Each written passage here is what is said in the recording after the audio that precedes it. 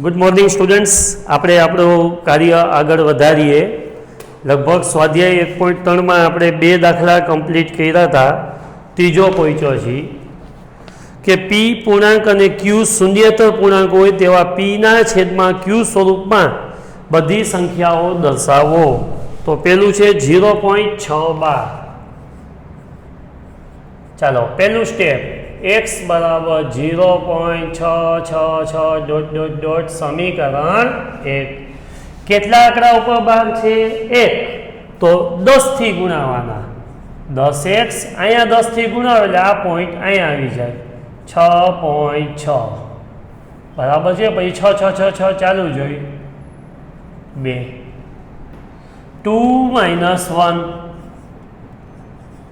10x ઓછા x 6.6 ઓછા 0.6 બે જગ્યાએ પોઈન્ટ પછી એક એક આંકડો લીધો 9x 6 ના છેદમાં 9 છેદ ઉડે તો ઉડાડવાનું, ન ઉડે તો એ વાંધો નહીં। તમારો વ્યસ્ત x બરાબર 2/3 x બરાબર 2/3। હવે બીજો 0.4 પછી 7 ઉપર 12 ખાલી 7 ઉપર 12 છે, 4 ઉપર 12 નથી। ચાલો x બરાબર 0.4 7 7 7 7 ડોટ ડોટ ડોટ ગમે એટલી વાર લખી શકો। સમીકરણ 1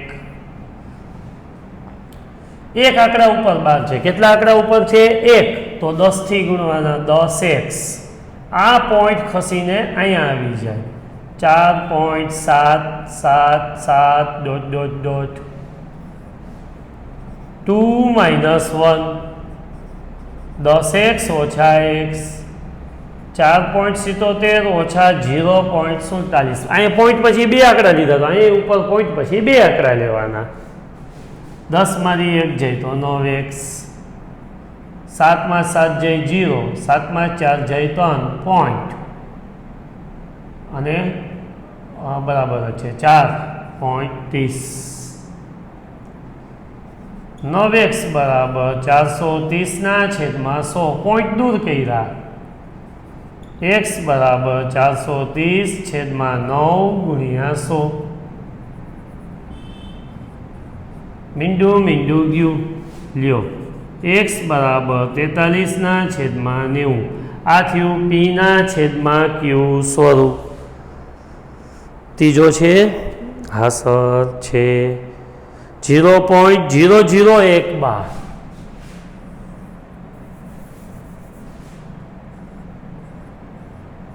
तणे ऊपर 12 छे। एक वखत रकम चेक कर लो।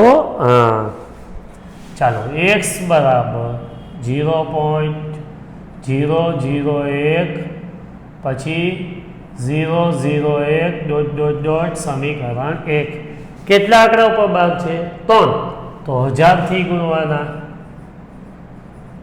अहीं 1000 थी गुण एटले 1 2 ने 3 1.001 डॉट डॉट डॉट समीकरण 2 2 - 1 1000x ओछा x बराबर 001 ओछा 0.001 999x 1000 में 1 जाए तो 999x 1.000 ले 1 ना छेद में 994 1 ना छेद में 199 तणे तन सम लखी लियो। बहुत इजी है अने खूब ज सरल है। चलो चौथो दाखलो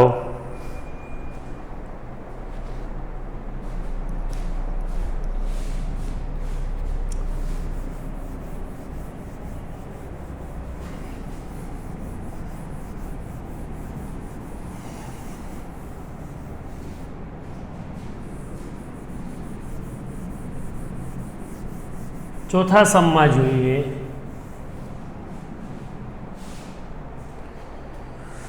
0.0009 ने p ना छेद में q स्वरूप में दर्शावो।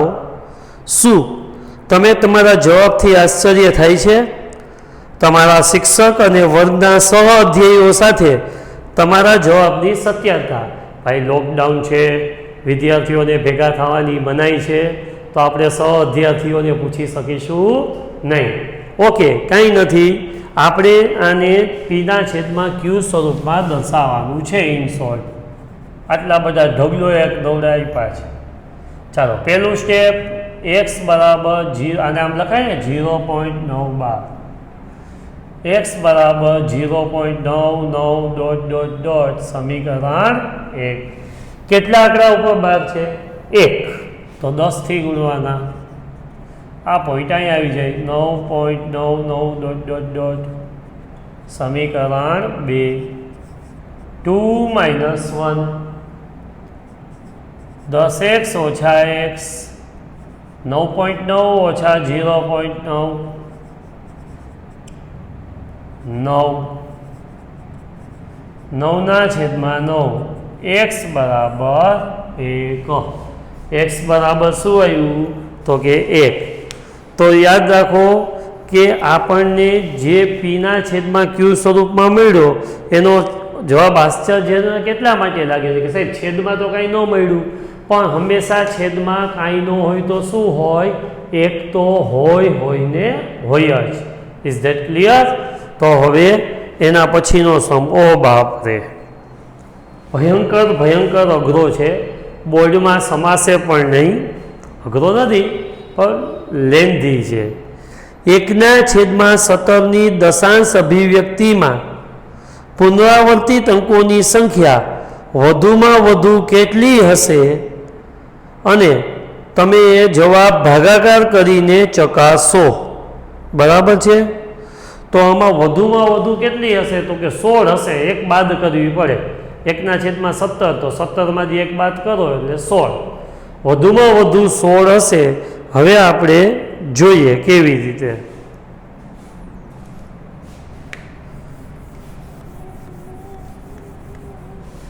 એકના છેદમાં 17, તો 1/17. ચાલો સ્ટાર્ટ કરીએ. બહુ લાંબુ લિસ્ટ ચાલશે. ભાગ ન આવેલું, ભાગમાં મૂક્યું 0, ભાગ ન આવેલું, ભાગમાં મૂક્યું 0. 17 એકાનો પાડો આવવો જોઈએ. 17 × 6 = 102 થાય. 17 × 5 = 85. 15 વધ્યા. 17 × 9 = 153. 17 × 8 = 136. 14, 17 × 8 = 136. 4, 17 × 2 = 34. 1 મિનિટ જરાક ચેક કરી લેવું સારું. હા, 17 × 2 = 34. 6, 17 × 3 = 51. 9, 0.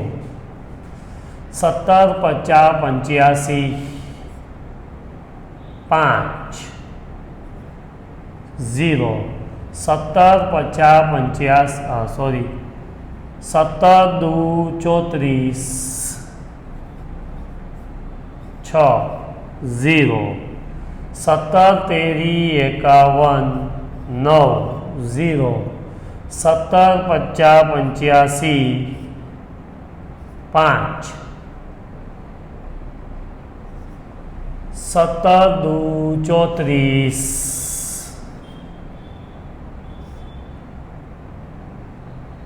કેટલા વધ્યા? 6, 0. આ રીતે તમારે આગળ ભાગ ચાલ્યા રાખશે. કંઈક નક્કી ભૂલ કરી છે ચેક કરી લઈએ આપણે. 0.5882352 પછી 94. અહીંથી ભૂલ આવે છે. કંઈક ફરીથી ચેક કરવું પડશે. આ કામ કરીએ આપણે, ફરીથી જ કરીએ એટલે ક્યાંય ભૂલ હોય તો તરત જ પકડાઈ જાય.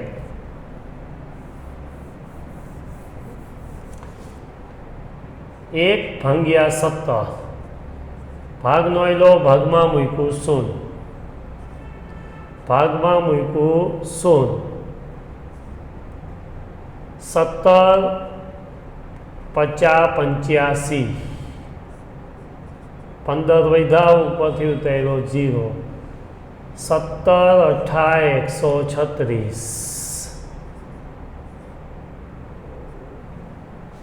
136 140 17 18 136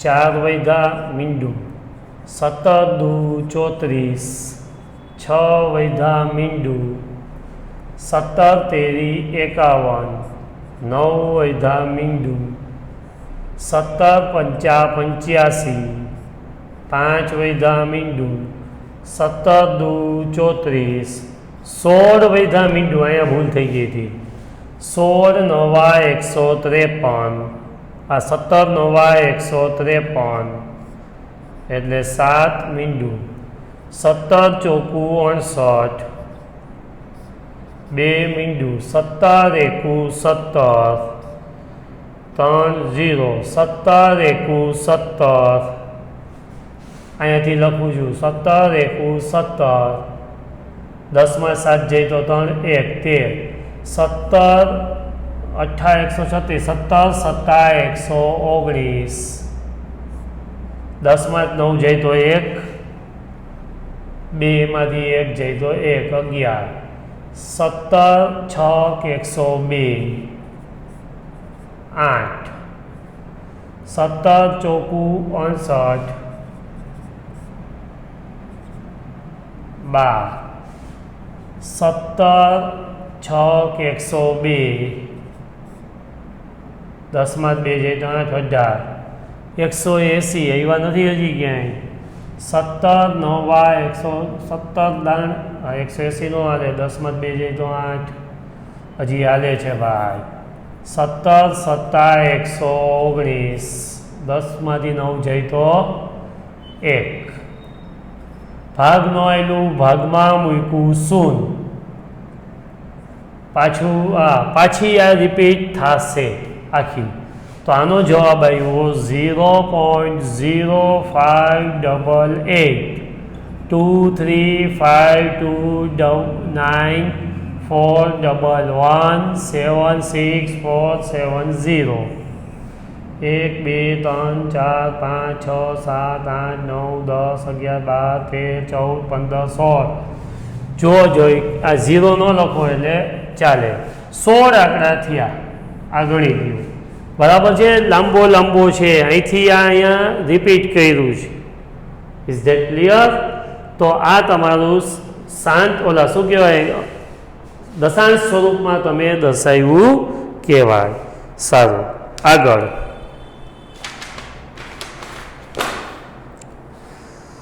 જો પી અને ક્યુ ને એક સિવાયનો કોઈ સામાન્ય અવયવ ન હોય તથા જેની દશાંશ અભિવ્યક્તિ શાંત હોય તમારી જેમ તોફાની નહીં કેવી હોય શાંત હોય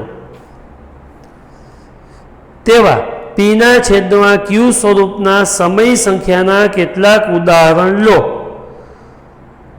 જ્યાં પી અને ક્યુ પૂર્ણાંક છે ક્યુ ડઝ નોટ ઇક્વલ ટુ 0 છે શું તમે અનુમાન લગાવી શકો છો કે ક્યુ એ કયા ગુણધર્મનું પાલન કરતો હશે ચોક્કસ જો તમને મારા શબ્દો યાદ હોય તો ગઈકાલે મેં કીધું હતું કે શાંત દશાંશ સ્વરૂપ કેમાં મળતું હતું તો કે છેદનું પદ 2 અને 5 નો જ અવયવ હોય એવું તો જ શાંત દશાંશ સ્વરૂપ મળે ચાલો જોઈએ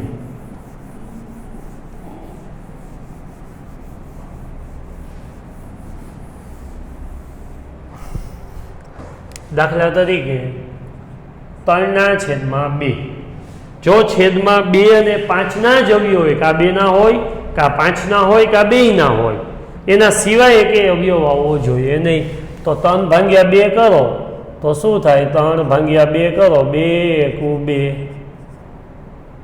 2 50 10 થઈ ગયું 0 તો 1.5 કેટલા ઉદાહરણ દેવાના કીધા ભાઈ એ પ્રમાણે લઈએ ને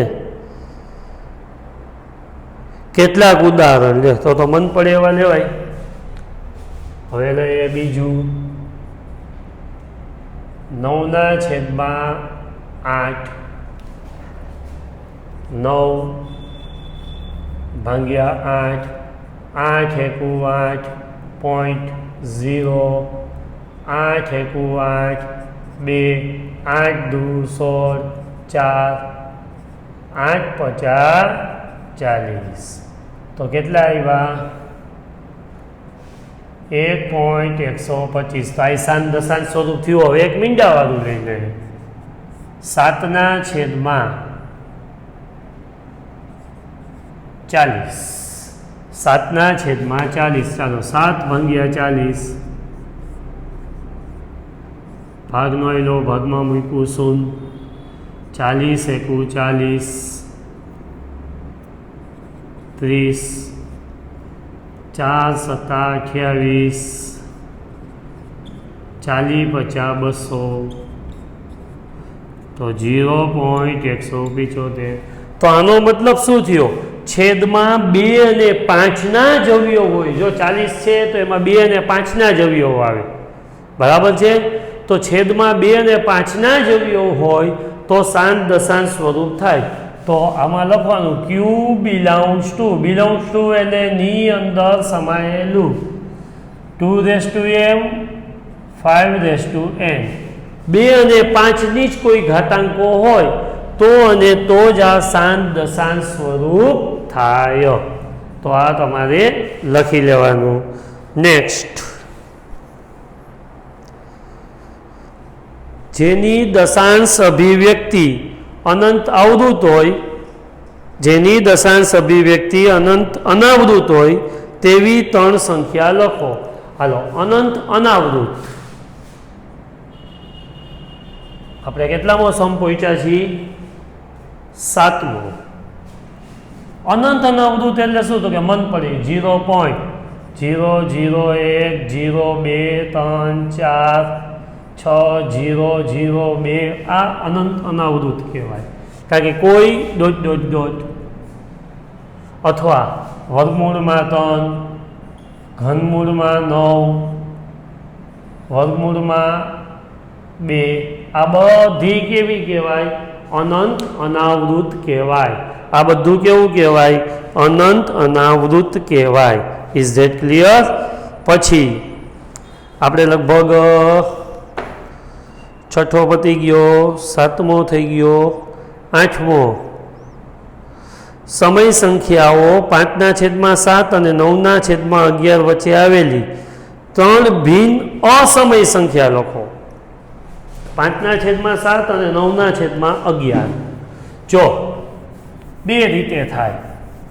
એક 5/7નું સાદું રૂપ આપો અથવા 1/7નું સાદું રૂપ આપો અને પછી 5 વડે ગુણાવો. તો જો 5/7નું સાદું રૂપ આપવું હોય 5/7 તો 5/7, 5/7 અને 9/11. 5/7 તો જો ભાગનો આવેલો ભાગમાં મૂકું 27 49 1 0 7 એકુ 7 3 7 ચોક 28 2 7 દુ 14 6 7 અઠા 56 7 અઠા 56 કેટલા વધ્યા 4 7 50 35 5 27 49 વળી પાછું બધું રિપીટ થશે અહીંથી તો 0.714285 પછી 12 એવી રીતે 9/11 9/11 ભાગનો આવેલું ભાગમાં મૂક્યું 0 11 અઠા 88 11 એકુ 11 11 અઠા 88 11 એકુ 11 આ જ રીતે રિપીટ થયા રાખશે 0.81 એટલે 0.81 12 આ બે વચ્ચેની તો આપણે બે આંકડા લઈએ 71 અને 81 તો જોજો 0.7325 0 0 3 1 2 3 આ એક ચોક્કસ ક્રમમાં રિપીટ નહીં કરવાની, એને કહેવાય અસમય સંખ્યા. બીજી મન પડી 7 9 8 2 0 3 0 5 6 0 ગમે. પછી 0.79 આ 8 વાળી લખી લે ને 2 0 0 0 3 1 0 2 મન પડે એ લખવાની. Is that clear? પછીનો સમજોએ, નીચેની સંખ્યાઓનું સમય અને અસમય સંખ્યામાં વર્ગીકરણ કરો. તો પહેલું છે વર્ગમૂળમાં 23. જોઈએ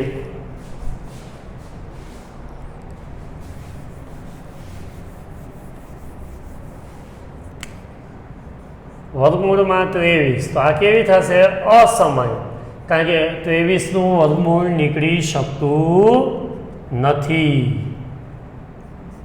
એનું વર્ગમૂળ નીકળી શકતું નથી. પછી છે વર્ગમૂળમાં 225,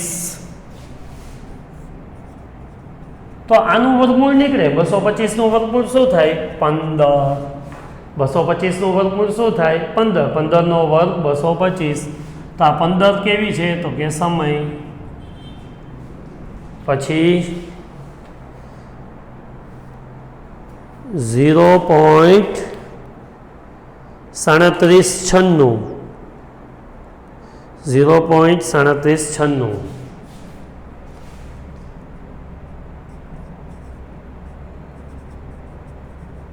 ચાલો આને આમ લખાય 3796/1000.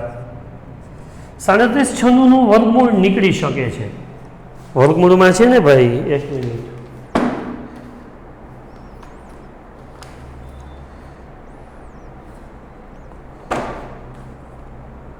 હા 0.3796 ખાલી એટલું જ કીધું છે. તો આ પીના છેદમાં ક્યુ સ્વરૂપમાં દર્શાવી શક્યા, તો આ સંખ્યા કેવી થાય? સમય સંખ્યા. શું કામ? તો કે એને પીના છેદમાં ક્યુ સ્વરૂપમાં આપણે દર્શાવી શક્યા. ચોથી,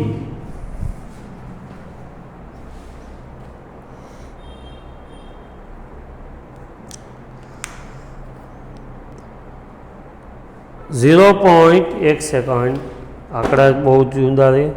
0.478478, 0 નથી, 7.478478, 7.844778. તો જુઓ જોઈએ વિદ્યાર્થી મિત્રો, આ સંખ્યામાં રિપીટેશન થાય છે. 0.8 મતલબ શું? કે આ સંખ્યા સતત રિપીટ થયા રાખે છે. 478478 લખ્યા છે ના, જો ભૂલ કહી દી છે. 7.478478, 478478. તો અહીંયા જો 478 રિપીટ થાય, તો આને આમ લખાય 7.478. તો આ પણ કેવી છે? દશાંશ આવૃત. દશાંશ આવૃત એટલે કેવી સંખ્યા? સમય સંખ્યા. અને લાસ્ટ, સૌથી છેલ્લું 1 પોઈન્ટ, આ નાની ઉંમરમાં દેખાય નહીં ને, 1.1001001000001. તો આ તમે જુઓ તો કે કોઈ ચોક્કસ ક્રમમાં રિપીટ થતું નથી, તો આ કેવી કહેવાય? અસમય. Is that clear? તો આ સાથે આપણી એક્સરસાઇઝ નંબર 1.3 કમ્પ્લીટ થઈ. પછી આપણે નેક્સ્ટ લેક્ચરમાં આગળ વધીશું. Thank you.